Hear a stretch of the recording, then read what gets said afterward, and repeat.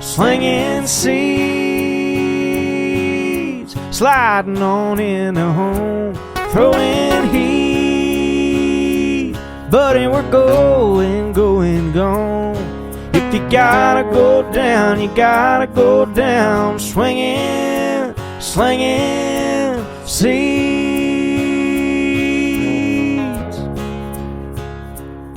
It's America's favorite pastime. Come on, let's have a good time, slinging seeds. Yeah, we're just slinging seeds.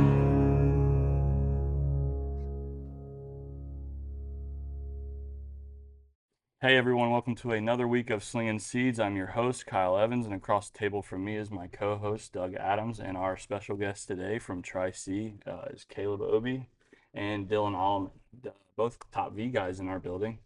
So it's really glad to have you guys on. Excited. Thank you for having us. Yeah, absolutely. Yeah, so Dylan obviously went to Northmont High School, played on our 18U team last summer. Big top V guy with Juan, does a lot of work over there. And then Caleb, we hit a little bit together in hitting lessons for a couple months, when he got healthy, and and really good pitcher from Kenton Ridge, and now at Tri-C doing his thing. Absolutely. So, kind of give us a little bit of a story about like you guys. I like the top V piece really a lot. So tell us a little bit about your beginning, like the beginning of your journey with top V. You can go ahead and go first, Dylan.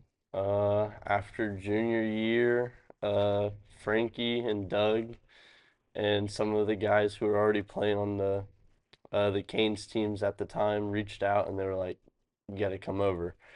And I came over, through with Juan, and then since then I've been working day in and day out with him.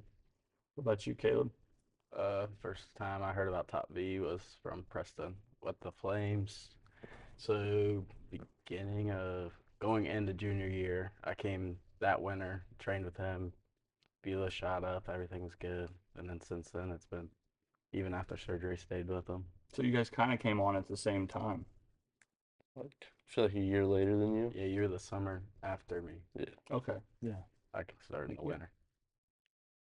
Yeah, so I mean, obviously, there's lots of different programs out there, lots of different options. What is it about the Top V training program that you prefer over the other options that you've done in the past, Caleb? Well, I really haven't trained with any other pitching coach like ever. Just done most of the self stuff. So when I heard about that, I was excited to see what was going to happen, and I really enjoyed it. Helped me gain velo. Yeah, same. I've really never done anything before.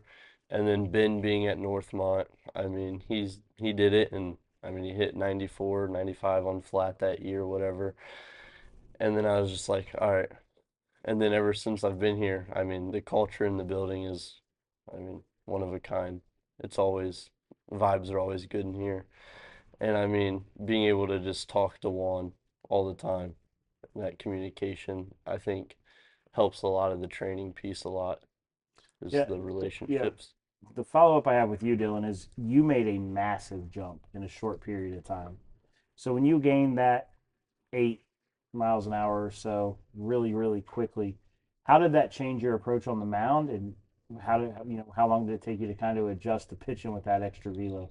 I think I'm still trying to adjust. I mean, it's hard, like, I don't know, trying to put all the things, all the puzzles, the pieces to the puzzle together is tough. But I mean, it helped a lot for sure. Yeah, I think that that's the one thing that you mentioned about Juan kind of being in contact with you guys a lot. It's the one thing that I think Juan does really, really well is that he creates what we always talk about, which is that personal, relationship that is so important for coach and player. I think that that's great.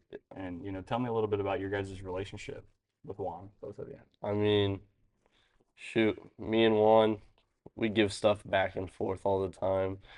I mean, he's basically a friend. It's not really like a coach anymore. Kind of at first it was a coach. He had to be hard on me, whatnot. But now, I mean, he's just like a friend, just another friend. Yeah, I'd go the same thing. I did a year with it, and then he asked me to start coaching with him, and then since then, it's always been close. We always talk, text, even in season, out of season, whenever. How is that being a top V coach? It's actually fun, really Yeah. fun. Yeah, What's your favorite part about it? just pretty much teaching my passion to little kids, help them get to their dreams. Yeah, one of the things I want to hit on is obviously you both came from two different programs in the high school ranks, right? So tell us a little bit about, your time at Kenton Ridge and, what that high school program meant to you, and tell us a little bit about that, and, curious now that you're a year removed. Tell us a little bit about the high school program. Our high school program, our head coach has been there 15, 17 years, something like that. He really ran it like a college program. Like we were in there early, lifts during season, out of season, started lifting in the summer. We did the basic stuff like little infield, like the little stuff that you got to do right to go out and be. I mean, we were ranked top 10 every year in D2, trying to make runs in the tournament. It was really nice. What was it like to watch them from the outside perspective this year, not being on the roster? Actually, they did. They brought in a coach last year, and then took a big leap in hitting this year, and it's like it was a lot, which it did help. They dropped down to D3, so they're playing still good competition, but it really helped. Hmm. And then obviously you went to Northmont, played with Coach Rexon, who's been Mhm. on this pod, and tell us a little about your relationship with Coach Rexon and what Northmont baseball means to you. I mean, I got there freshman year and it was under someone else. And I mean, Rexon came in. I mean, he was trying to fill a big shoes with Harlow. And I mean, you could tell it was rough on him, but I mean, everything's been growing. As he's grown, the program's grown. So I think as long as he keeps growing, the program's in really good hands. Yeah, so obviously this year Northmont took a step forward. They had a really For good second sure. half of the year, made it to the district final. What was it like being a leader of that group, now taking a step out and watching them make that run to the district final? What did that feel like, and what were you thinking as that was going on? Well, I mean, at first, the start of the season, I kind of had some of the guys coming to me. They were just like, everyone was kind of struggling, and they're just talking to me about it. And I mean, so it was kind of fun, talking and interchange with them, trying to help them through it and whatnot. And then when it all started to click for them, it was really nice to just watch them enjoy the game and play. It was really fun. Yeah, I think what I like most about like the Northmont culture is how like connected you guys really are. Yeah. You guys are always tight, kind of like brothers almost, really. You would always kind of send me screenshots of watching the show and tell me what you thought about their episode and how that went. I mean, it was funny. I mean, I love those boys to death. So it was good seeing them have a good time on here and talk about the game they love to play. For sure. Awesome. So I guess my next thing would be, obviously we have a ton of high school guys that watch this. I'd like to go back to your recruiting process, right? So obviously you were being recruited, you ended up, with Tri-C. Tell us a little about the recruiting process. How do you know that was the right fit? Mine was a little rough. My junior year, tore my UCL out of high school, so I didn't get to play that summer. Big year for recruiting. So I started talking to other schools, and Tri-C was like pretty much the only one that was like ready to take a chance. Everyone was a little hesitant, like on giving me an offer, stuff like that, and Yeah. just like the atmosphere around it.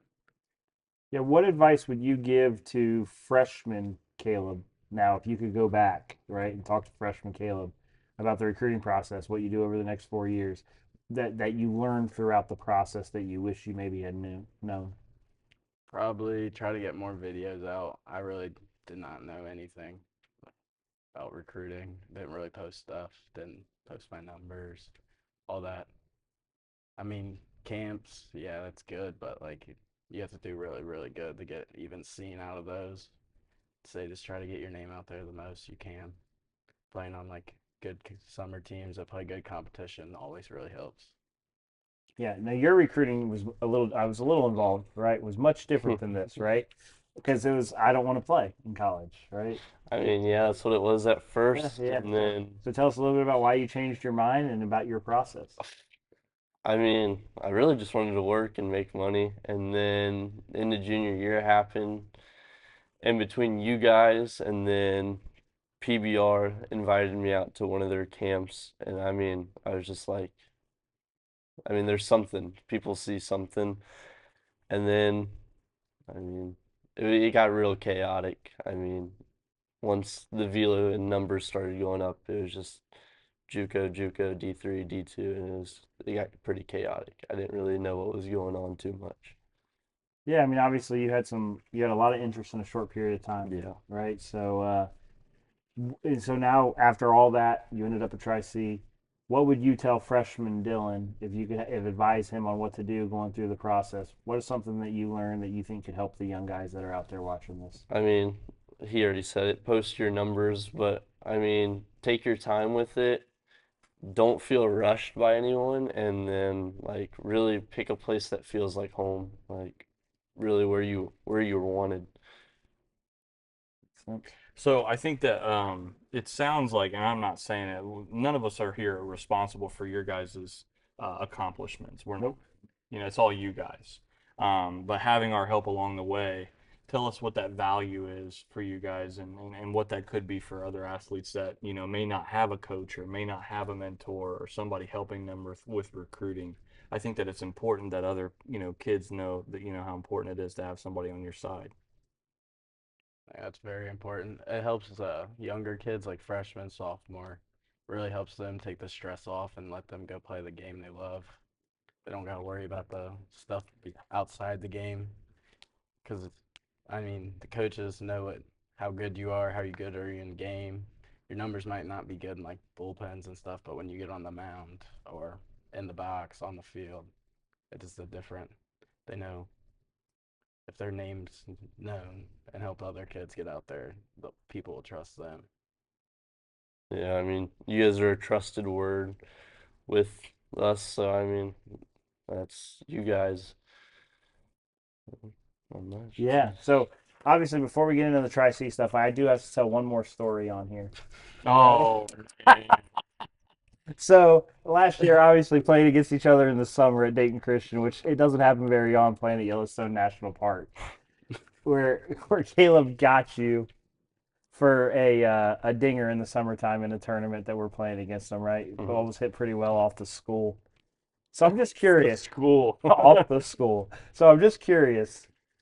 How many times did that come up when you guys are off at school together? Is that something that you talked about, or did we just put it under the rug? It just came up a few times, but it doesn't really matter when you get PO'd in the second week. So, Love me the PO spot. so Okay, so next, obviously, before we get into obviously the magical season and all that stuff, I kind of want to ask you, right? I don't really think we need to answer this question twice because it's going to be the same answer. But what was it about Tri-C during the recruiting process that led you to want to be on campus and go to Tri-C?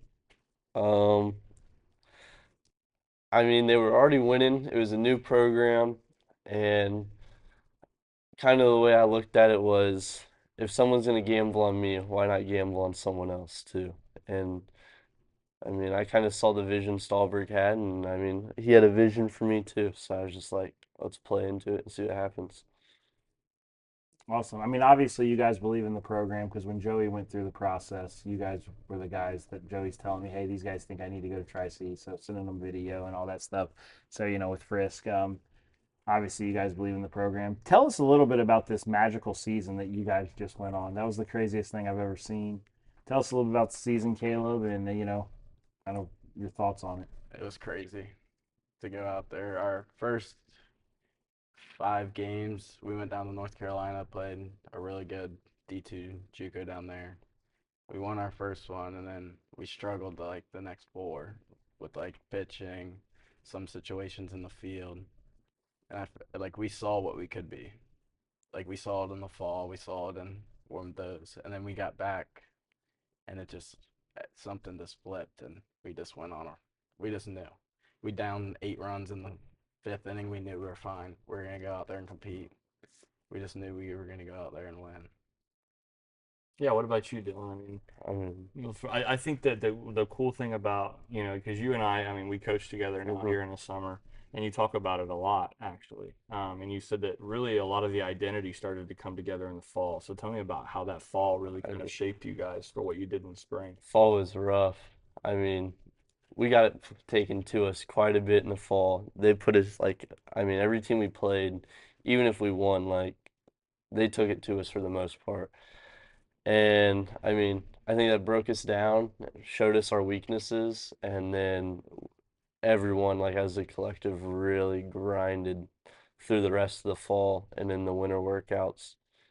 And then when we got on the field, like, I mean, we went down to North Carolina, and I mean, it was the first time we were actually on a field. I mean, we were bound to struggle, and then we came back once we were on the field together, and we were just like, all right, we got this. And Yeah, so it once all, you guys come back from North Carolina and you go on this magical run of 40 games in a row and all this craziness, right? Tell us a little bit about that run, and then what did the team feel like as it was going on? We just were just surprised. Like we got to 20, we're like, oh, that's a big deal. We got to 30, same thing. We got a big deal, and then we got to close to 40. We're like, what is going on? Like we've never seen this happen. Our coach was just stoked. Like last year, they first to like 30 wins. It was super late, and we got there like in 2 months, something crazy. Our last loss was February 28th, and we were 41 straight. It was, yeah, it was just something special.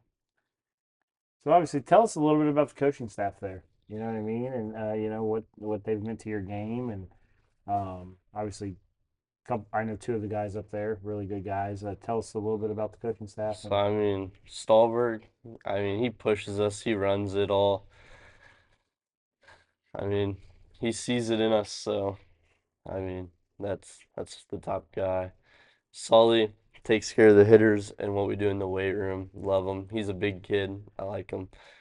Uh, So Jake's a dog. I like that dude. Tim and Brad guy, I think they're the brains of it. They put all the pieces to the puzzle, and they put like those were the ones that like I guess kind of molded us per se.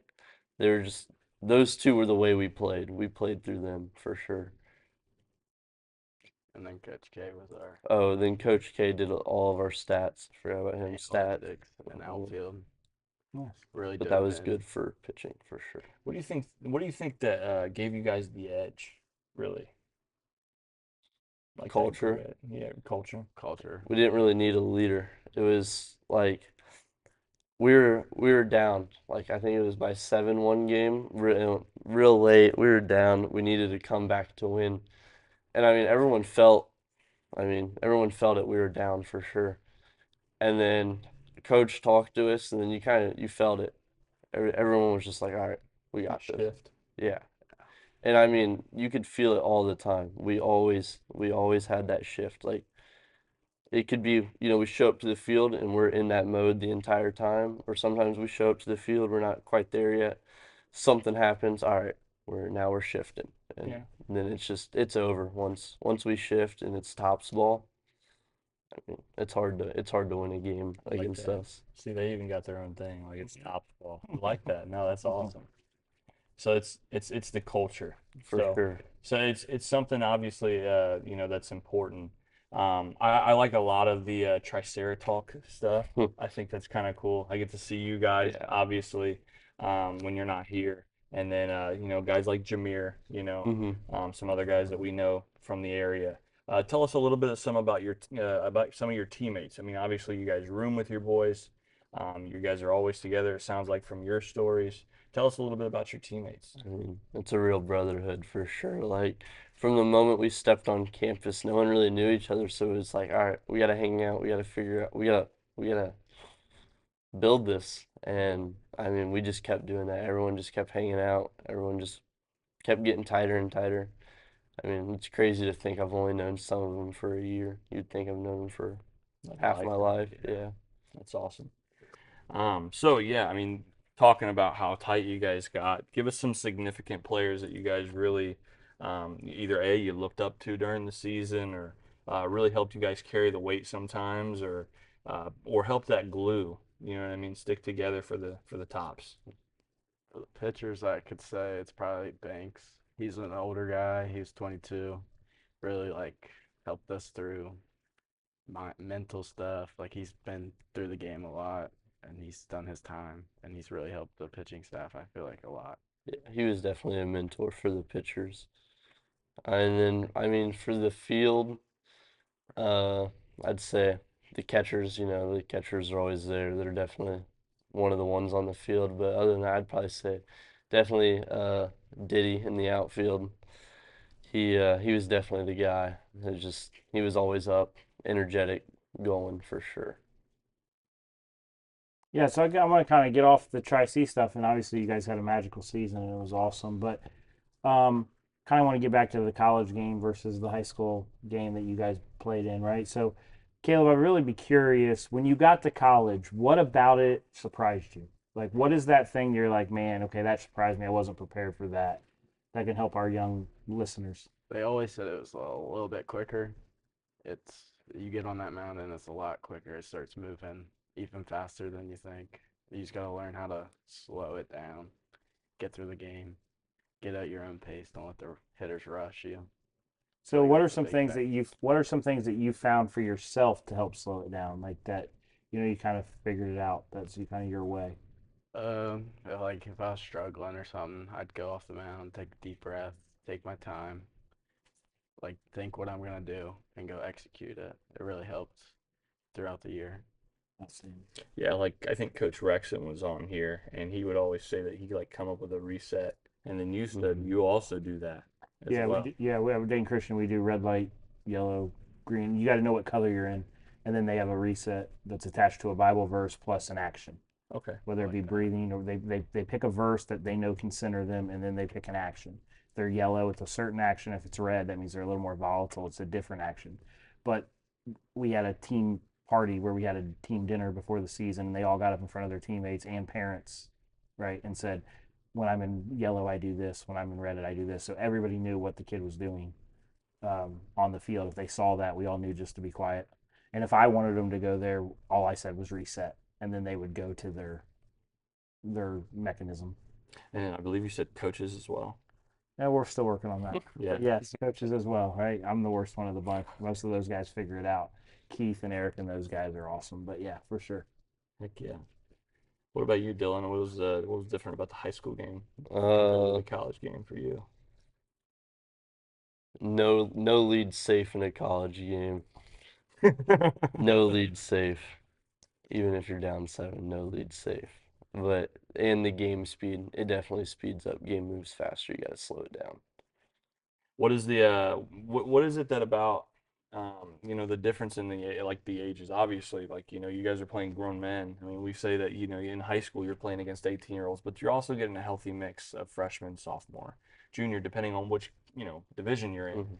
Mhm. But when you're in college, like you're set in place, and there's not a single guy under the age of 18, obviously, out there on that No. field. Can you tell us a little bit about the talent gap and how you guys see that from your point of view? I mean, it's the fall. I mean, the fall we saw the biggest variety. You go out there against a D3 and there's a 24-year-old who's throwing 92 randomly, and it's just like, all right, well, all right, you got to do it. Yeah. So you were in Jackson, played Lansing. Now that you're back home, tell us a little bit about what you're doing in the off season to kind of prepare yourself, or maybe get yourself to a new level before you get back on campus this fall. Um, since I've been home, been working and come up here 3 or 4 times a week. Me and Juan's been really working on mechanical stuff, really getting my arm in a better path. Help me get more consistent. Command will get better with that, and then try to get a little velo jump. See if we can get that before I go back up the fall.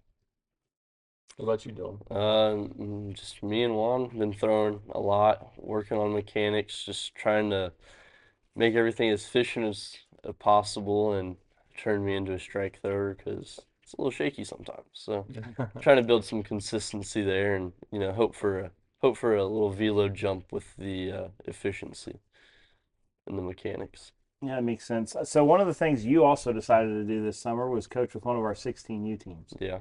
So tell us a little bit about what that experience has been like so far, and what are you enjoying about it? I mean, it's been fun nonetheless. I mean, get to see the game from a different pair of eyes, basically, rather than playing. I get to see it from just the dugout, not being able to play. and I like it. And it's also I like giving back to the kids. It's fun. I get to help them. I like it. It's fun.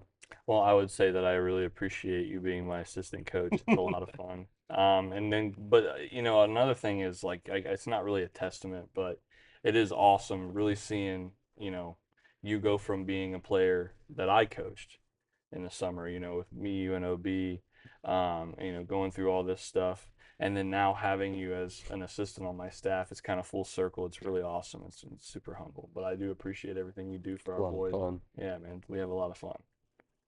Yeah, so I mean, obviously, we're getting ready to go into the big part of the meat of the schedule with that. So, how are you going to do with the travel and going to Indianapolis and NEO and West Palm? And you excited for all that? I'm excited. I'm ready. It's gonna be a lot of fun. I'm not sure I'm ready to room with this guy for a week. Yeah, I know, me too, man.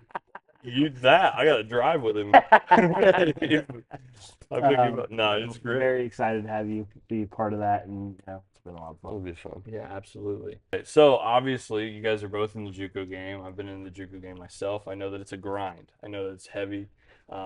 A lot of hands on deck, right? You know what I mean? So tell us a little bit about the JUCO experience. JUCO's, it's what they say. It's very, very, very hard. But I feel like when you get used to it, you fall into love because you're just out there grinding with your teammates, which you're really close with. Some of the stuff you're like, oh, my body's not going to recover from that. And then you'll be back to normal after like 2 weeks of it. You're like, okay, let's do more. Let's go after it. So what about you, Dylan? Any stories for the JUCO Bandit? I mean, the most memorable one would be shoveling the field with all the guys. In order to practice to get ready for North Carolina. So we spent 2 evenings shoveling the field, and it was brutal. It was cold, and my back hurt. Cold. Anything you can think of. But we had to get it done, so there's that. It's part of the JUCO life. Yeah. Absolutely. You gotta do what you gotta do. So usually Doug has this question. We ask all of our guests. It's kind of like a what is our traditional question for every guest. So go ahead, Doug. Yeah, so obviously, everybody's answered this question except Sam Faulkner, right? Because Sam doesn't care about baseball, right? He cares about athletes. But the question is very simply, if you could change one thing about the game we all love to improve it, what would that thing be? Start with you, Caleb. Probably. I mean, I don't enjoy as a pitcher shagging BP. Really does suck. I knew somebody. It really sucks. But I'd do out there and do it any day for the boys. Yeah. Any day. What do you got, Dylan? What's the alternative? Nobody does it? Yeah. Yeah. Right. Go ahead. One thing I'd change. Honestly, probably the step off rule. I don't like how you can only like step off like twice during a batter. Yeah, it's kind of annoying. Once. If you do it twice, you balk. Yeah. Yeah. Yeah. It's not. I wish it was high school I could step off a couple times more. Okay. So you kind of have to trust your stuff a little Yeah. bit there. Speed up rules. Yeah. Oh, yeah. There you go. The rules that make everybody go home early or miss 2 innings when you go to the bathroom. I'm kidding. I'm kidding. But that's about all the time we have tonight. I just wanted to tell you guys how much I appreciate you coming out and doing this podcast with us. It's always a good time to sit down with Doug and I and have another episode 41 in the books. So if you guys would like to see more stuff like this, make sure you follow us on YouTube, Spotify, and Apple. And to never miss a notification on our social media accounts, make sure you follow us on Facebook, Twitter, and Instagram. All right, boys. It's America's favorite pastime. Come on, let's have a good time. Slinging seeds. Yeah, we're just slinging seeds.